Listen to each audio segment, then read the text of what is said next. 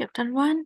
You slid your chair over and tapped my textbook with the end of your pencil, and I stared at the page, hesitant to look up. Hello, I answered. You like a phone call.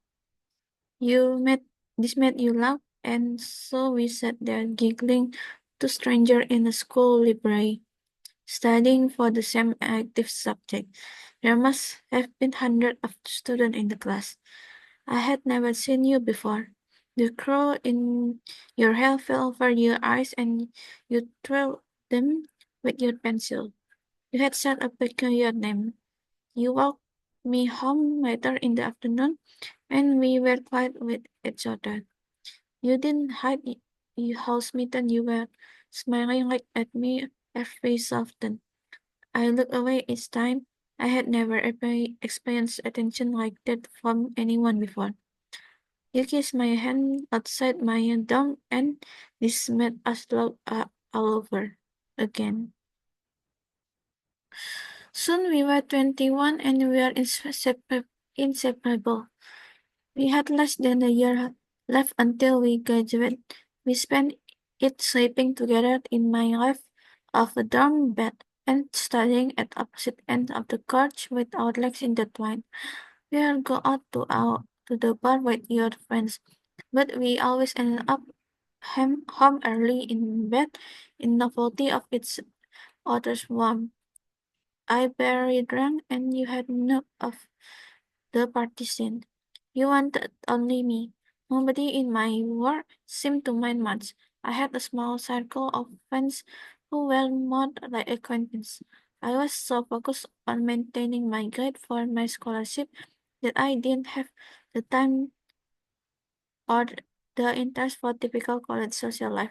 I suppose I didn't go very close to anyone in those years until I met you.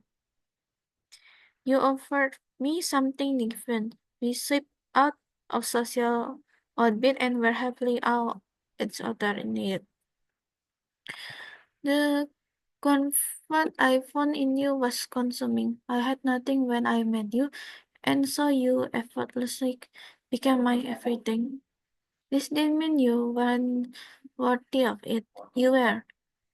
You were gentle and thoughtful and supportive.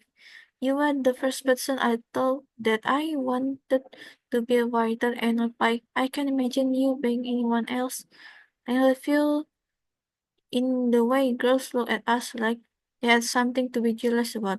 I smelled your head of waxy dark hair while you slept at night and touched the line of your fuzzy gel to up wake you up in the morning. You were an addiction. For my birthday, you brought down 100 things you love about me. 14, I love you that you snore a little bit like when you fall asleep. 27, I love the beautiful way you write. 39, I love tracing your name on your back. 59, I love sharing a muffin with you on the way to the class. 72, I love the mood you wake me up the Sunday. 80, I love watching you finish a good book and then hold it to your chest at the end. 92, I love what a good mother you will be one day. Why do you think I will be a good mother? I put down the list and felt for a moment like maybe you wouldn't know me at all.